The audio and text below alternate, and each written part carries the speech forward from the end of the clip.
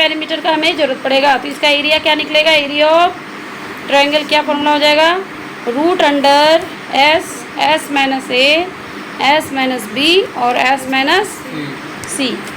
ये हो गया एरिया निकालने के लिए। अब इस पे वैल्यू पुट कर देंगे, एस निकालेंगे, एस का वैल्यू पुट करेंगे, इसी फॉर्मूला पे पुट कर लेंगे, बस बन जाएगा। समझ में आई? अब आप क्वेश्चन बनाएंगे तो जैसे जैसे क्वेश्चन बनाएंगे वैसे वैसे समझ में आएगा।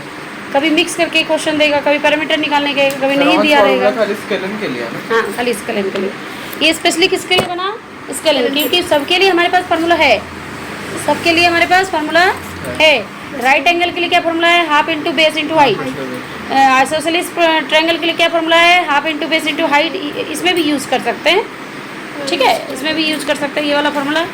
दूसरा इक्विलेटरल के लिए क्या फार्मूला है, रूट 3/2 इंटू एस, रूट 3/4 ए स्क्वायर।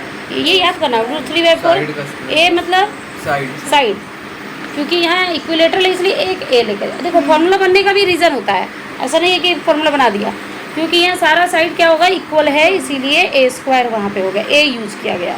क्लियर? ए मतलब साइड, किसी फार्मूला में लिखा रहेगा एस स्क्वायर तो एक ही चीज़ है, कहीं साइड इसको लिखा रहेगा एक ही चीज़ है।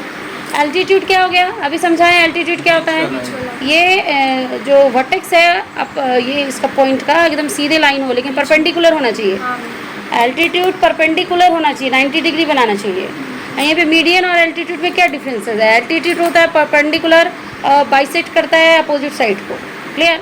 और मीडियन क्या करेगा, परपेंडिकुलर नहीं होगा, 90 डिग्री नहीं बनाएगा, बाइसेक्ट। ठीक है, चलिए पेरीमीटर अभी समझे हम लोग कि जितने भी साइड है सबको ऐड कर दो, तो ये तो हम लोग समझ गए। तो 3 तरह का ट्रायंगल समझ गए, किस हिसाब से ये ट्रायंगल का क्लासिफिकेशन है, अकॉर्डिंग टू व्हाट,